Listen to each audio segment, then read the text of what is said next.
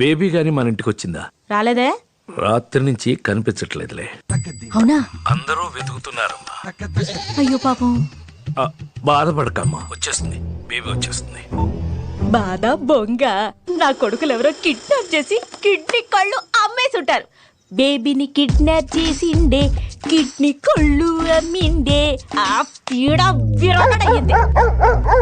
ఏయ్, నోరు ముయ్యవే, ముసలిది పోయిందట. నువ్వు కెంత కాసేపు ఇష్టం పెద్ద.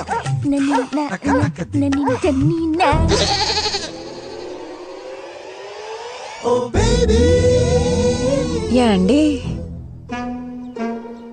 ఏం కావాలి? ఇల్లు అద్దెకి కావాలి.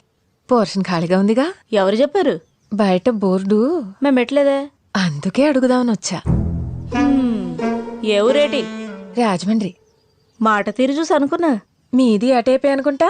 ఎలా